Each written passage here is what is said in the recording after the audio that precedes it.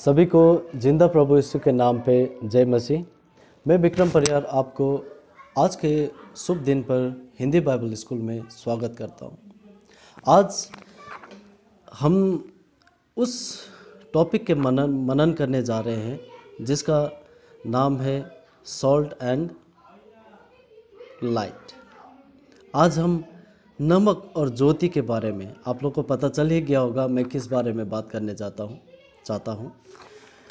प्रिय मित्रों, आज हम पहाड़ी उपदेश के धन्य वचन पर चर्चा करेंगे। पवित्र बाइबल से मती रची सुसमाचार अध्याय 5 के 13 से लेकर 16 शुभ समाचार हम पढ़ेंगे और उसका व्याख्यान करेंगे। वचन 13, तुम पृथ्वी के नमक हो, परंतु यदि नमक का स्वाद बिगड़ जाए तो वह फिर किस वस्तु से नमकीन किया जाएगा? फिर वह किसी काम का नहीं, केवल इसके कि बाहर फेंका जाए और मनुष्य के पैरों तले रौंदा जाए। आमीन। पृथ्वी का नमक का मतलब यह बनता है कि नमक खाने में जायका लाता है और खाने का स्वाद बढ़ाता है। मगर यदि नमक का स्वाद खराब हो जाए तो फिर स्वादहीन हो जाएगा। वैसे ही यीशु ने अपने चेलों को बताया था कि तुम क्या हो? मसीह हो और इस दुनिया का नमक हो। और यीशु मसीह ने अपने चेलों को नमक बोलकर क्या किया था? पृथ्वी का नमक बोलकर संबोधित किया था। और ये एक जिम्मेवारी भी थी, बहुत बड़ी जिम्मेवारी, जो लोग जो दुख में, पाप में, अपने पीड़ा में जो डूब के अपने ज़िंदगी व्यतीत कर रहे होते हैं, ऐसे लोगों के बीच में जाके उनके दुख का सहभागी बनना, उनको उस दुख से निकालने का प्रयत्न करना, ये क्या था? नमक बोलने का तात्पर्य था। अब जो पीड़ा में पड़े हुए लोग हैं उनका मदद करना ही क्या है? एक सही मसीह का जीवन है। तो वह कोई अगर नमक जो किसी काम का नहीं रहता, जिसका स्वाद खराब हो जाता है, जो खुद अंधेरा है, वो क्या है? किसी का दुख का निवारण नहीं कर सकता है। तो वो एक नमक नहीं बोल के वो क्या होता है? एक बालू के बराबर बन जाता है। तो उसे लोगों के पैरों तले दबने के लिए, रौंदने के लिए फेंक देना ही सबसे अच्छा होता है। एक सच्चे मसीह को प्रभु ने एक नमक कहा है दोस्तों। तो नमक का काम होता है किसी भी चीज़ को सड़ने से बचाना। आमीन। सो हमारा काम यह बनता है कि जो लोग दुख या तकलीफ में है और जो विश्वासी नहीं है, जो परमेश्वर को विश्वास नहीं करते, उन्हें परमेश्वर को विश्वास करने में सहायता करना है और उनको अपने तकलीफ़ों से दूर कराना है। प्रार्थना के थ्रू हो, प्रार्थना के माध्यम से कर सकते हैं। उनका दुख को साझा करके कि आपको क्या प्रॉब्लम है, बोलिए, मैं आपका प्रॉब्लम में कैसे सहभागी बन सकता हूँ और कैसे सहयोग पहुँचा सकता हूँ। इस तरीक़ा से कोई बीमार है उसे अस्पताल में पहुँचाना, उसका देखभाल करना, उनको मसीह के सुसमाचार सुनाना, उनके लिए प्रार्थना करके उनको चंगाई में लाना, ये सब क्या होता है? मसीह के जीवन का, यानी कि उस नमक का क्या होता है? काम होता है। अब लोग कहते होंगे या लोग सोचते हैं कि नमक का उदाहरण प्रभु यीशु ने उस ज़माने में क्यों दिया था? उस ज़माने में प्रभु यीशु ने इसलिए नमक का उदाहरण दिया था क्योंकि पहले किसी भी मांस को या मछली को सड़ने से बचाने के लिए नमक का लेप लगा के उसे लंबे दौर तक रखा जा सकता था और उसका सेवन किया जा सकता था। लेकिन उस नमक में नमक का गुण ना रहे अगर नमक का गुण ना रहे तो क्या होता है, वो मछली और मांस को क्या नहीं कर सकते थे, लंबे दौर तक प्रिजर्व करके सुरक्षित नहीं रख सकते थे, उसे स्टोर करके नहीं रखा जा सकता था। इसलिए प्रभु यीशु ने बोला था कि तुम क्या हो, पृथ्वी के नमक हो। और ये जो मांस है ये क्या था, जगत के लोग थे जो पाप में डूबे हुए थे, जो सड़ने जा रहे थे। इन लोगों के लिए क्या किया, प्रभु यीशु ने बोला था अपने चेलों को कि तुम क्या हो, पृथ्वी के नमक हो। लेकिन अगर नमक ही बिगड़ जाए, अगर चेलों में ही दम नहीं रहा, नमक में ही स्वाद नहीं रहा, तो वो चेलों से क्या करा जाएगा, फेंका जाएगा। तो ये संसार सड़ रहा था, उस टाइम पाप में डूब रहा था, तो क्या है, अंधकार में धंसता चला जा रहा था। तो प्रभु यीशु ने क्या बोला कि इस जगत के मांस को, इस जगत के लोगों को क्या करो, तुम नमक के भांति एक सही नमक बन के क्या करो, उसमें लेप बन के उससे सड़ने के लिए क्या करो, बचाओ। यहाँ मसीह, क्योंकि जगत खराब हो रहा था, यहाँ मसीह बोलते हैं कि जगत खराब हो रहा था, तो यीशु मसीह ने क्या किया, अपने चेलों को नमक बोल के संबोधित किया और जगत के लोगों को क्या बोला, सड़ने से बचाने के लिए बोला था। अपना सुसमाचार दे के, अपने सुसमाचार, अपने अच्छे व्यवहार को उनके सामने लाके और उनके दुख में सुख में सहभागी बन के। आमीन। दूसरा जो सुसमाचार है वो 14वां है। तो 14 सुसमाचार में बोला गया है कि तुम जगत की ज्योति हो, तुम जगत के क्या हो, ज्योति हो। जो नगर पहाड़ पर बसा हुआ है वह छिप नहीं सकता। मेरे बात को और गौर से सुनिए। जो नगर पहाड़ पे बसा हुआ है वो क्या है, कभी छिपाने से छिप नहीं सकता। ये बात बिल्कुल साफ है और हम सब भी जानते हैं कि टीले पे बनाया हुआ घर दूर से ही नजर आता है, क्योंकि वो क्या है, ओपन में होता है। तो वैसे ही ईश्वर के द्वारा दी गई जो ज्योति हमें जो होता है, हमें जो ईश्वर से दिया गया ज्योति होता है, वो भी हम छुपा नहीं सकता है। अब वो ज्योति कब आता है हमें, जब हम प्रभु यीशु को अपना उद्धारकर्ता मानते हैं, ग्रहण करते हैं उन्हें, तो क्या होता है, हमारे चाल चलन अलग हो जाते हैं। हम मसीह के जैसा चलने लगते हैं। हमारे सोचने के तरीके, हमारे बोलने के तरीके, हमारे प्रभु के साथ में लीन होने के, हम मगन रहते हैं प्रभु के साथ और हमारे साथ में प्रभु रहते हैं। ये बाइबल कहता है कि जो भी मसीह होता है उनके साथ में प्रभु यीशु का वास होता है। तो प्रभु यीशु का वास जिसमें होता है वो तो अवश्य ही प्रकाशित होगा। उनका व्यवहार ही उनका क्या होता है, परिचय होता है। हमें कोई नेम प्लेट लगा के नहीं चलना पड़ता है कि मैं विश्वासी हूँ। एक विश्वासी का व्यवहार, उसके अव्वल दर्जे का स्वभाव ही उसका पहचान होता है। तो संसारिक चाल चलन के लोग जो होते हैं, जो पाप में धंसे हुए हैं, जो अंधकार के अंदर में घुसते जा रहे हैं, ऐसे लोग क्या होते हैं, हमारे साथ में, हमारे मसीह के लोगों के साथ में मेल नहीं खाते। क्यों?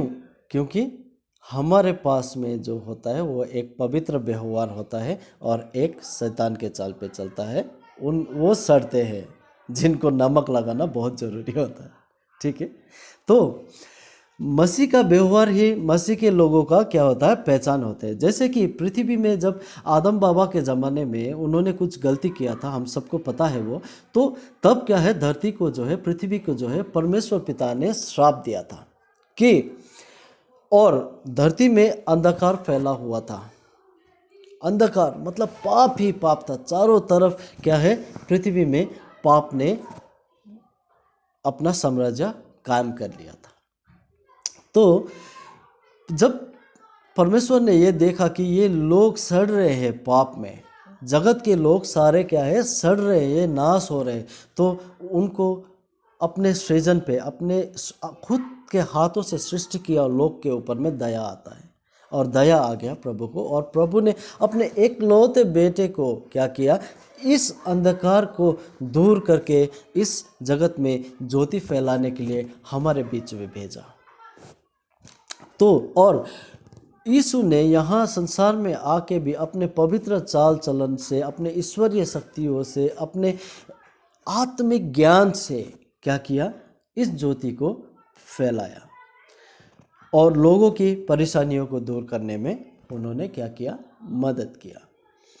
इसीलिए हम मसीह लोग जो है जगत के ज्योति कहलाते हैं। और जब मनुष्य परमेश्वर के रास्ते में अपने दिल और दिमाग से चलता है, जब मनुष्य अपने परमेश्वर के बताए हुए रास्ते पे, उनके आदेशों पे जब अपने दिल और दिमाग को एक धारी पे लगा के जब इंसान चलता है, तो वो खुद जगत के लोगों को नज़र आने लगता है। जैसे कि जो पहाड़ी पे घर बनाया हुआ या पहाड़ी पे बसाया हुआ नगर छिप नहीं सकता किसी से, वैसे ही ईश्वर के लाइन पे चलने वाले आदमी, ईश्वर के मार्ग में चलने वाले लोग जो होते हैं, उनकी ज्योति भी कहीं छुप नहीं सकती, ना ही छुपाया जा सकता है। Praise the Lord. अब 15वें वचन पे चलते हैं। और लोग दिया जला के पैमाने के नीचे नहीं परंतु दीवट पर रखते हैं, तभी उसके घर के सभी लोगों को प्रकाश पहुंचता है। कितना गहरा सुसमाचार ये वचन है कि लोग कभी दिए को जला के क्या नहीं करते, पैमाने पे नीचे ग्राउंड लेवल पे नहीं रखते हैं। वो क्या करते हैं, किसी दीवट पे रखते हैं, जो एक समान होता है, जो एक स्टैंड जैसा होता है, जो क्या है, ऊंचा होता है। और उसके ऊपर में दिया को रखने से क्या होता है, दिया का प्रकाश क्या होता है, फैलता है। हमें जैसे पता है कि मित्रों, जैसे हमें पता है कि दिया का काम होता है अंधेरा को भगाकर रोशनी लाना। यहाँ पाप जो है अंधेरा है। पाप का तुलना कैसे किया गया है, यहाँ पे अंधेरा से किया गया है। तो अंधेरे में फंसे हुए और अंधेरे में डूबे हुए लोगों को क्या करना है, हमने मुक्त कराना है पाप से। कैसे? प्रभु के सुसमाचार को उन लोग के साथ में साझा करके, प्रभु के नियमों को, प्रभु के मार्ग पे चलने के लिए लोगों को उत्साहित करना, या उनके अंदर में जो पाप है उसको छोड़ के मसीह जीवन में आने के लिए अगर जब हम लोगों को बोलते हैं, तो हमारे घर में और उनके घर में, हमारे समाज में प्रभु यीशु का प्रकाश क्या होता है, ज्योति फैलता है। और जैसे परमेश्वर को वो लोग ग्रहण करते हैं, कि जैसे प्रभु यीशु को वो लोग ग्रहण करते हैं अपने मुक्तिदाता, अपने उद्धारकर्ता के नाम पे, तो उनमें भी वो ज्योति आता है। और प्रभु यीशु का जो प्रकाश है, जो ज्योति है, उससे उनके परिवार में और सारा समाज में उजाला फैलता है और लोग पाप से मुक्त होते हैं। और उस ज्योति को पाने के बाद वो अवश्य ही क्या होते हैं, अनंत जीवन में जाते हैं। और ये अनंत जीवन उन्हें प्राप्त होता है जो परमेश्वर के क्या है, दिए को अपने अंदर में उज्ज्वलित करते हैं, जला के रखते हैं। उन्हीं के अंदर में ये अनंत जीवन मिलता है। 16 सुसमाचार पे चलते हैं। 16वां में क्या लिखा है कि उसी प्रकार तुम्हारे उजाला मनुष्य के सामने चमके और वो तुम्हारे भले कामों को देखकर तुम्हारे पिता की जो स्वर्ग में है बड़ाई करे। आमीन। ये 100% 100% सच है दोस्तों कि कोई भी बच्चा, किसी का भी बच्चा हो, मेरा हो, आपका हो, अगर पढ़ने में बहुत अव्वल है तो क्या होता है, पहले उनके गुरुओं के नाम आते हैं कि किसने सिखाया इनको, इतना योग्य किसने बनाया। और फिर क्या होता है कि इनके माँ बाप कौन है। बच्चों के अच्छे कामों से क्या होता है, माँ पिताजी का भी नाम ऊपर होता है। वैसे ही आपके बच्चे अगर किसी खेल में हैं, मान लीजिए वो नेशनल खेलते हैं, इंटरनेशनल लेवल पे है, स्टेट लेवल पे या स्कूल लेवल पे खेलते हैं, डिस्ट्रिक्ट लेवल पे खेलते हैं, लेकिन उनके अच्छे काम जो वो अच्छा प्रदर्शन करते हैं, उससे गुरु और माँ बाप का नाम क्या होता है, आगे बढ़ता है। तो मेरा कहने का तात्पर्य यही है कि अगर हम ईसा मसीह के शिष्य बच्चे हैं, उस परमेश्वर के बच्चे हैं, तो हमें क्या करना चाहिए, हमें उनके जो लोगों के बीच में जाके जो अंधेरे में फंसे हुए लोग हैं उनको विश्वास दिलाना है कि हाँ, प्रभु यीशु हमारे क्या है, मुक्तिदाता है और परमेश्वर का पुत्र है, जिन्होंने हमारे अंदर में ज्योति लाया है। हमारे अच्छे व्यवहार हमने उनको दिखाना है, उनको सुसमाचार सुनाने हैं, उनको भटके हुए रास्ते से सही रास्ते में लाना है। और ये जो सारा कार्य जब हम करते हैं तो हमारा जो अच्छा भला काम है वो खुद ब खुद लोगों को नज़र आने लगता है। और हम बच्चे अगर अच्छा काम करते हैं तो हमारे परमेश्वर पिता का क्या होता है, नाम ऊंचा होता है जो स्वर्ग में है। तो मुझे बहुत हर्ष महसूस होता है, बहुत खुशी महसूस होता है कि मैं आपके साथ में इस तरीक़ा का ऐसे शुभ, ऐसे शुद्ध वचन जो है मैं आपके साथ में साझा कर रहा हूँ।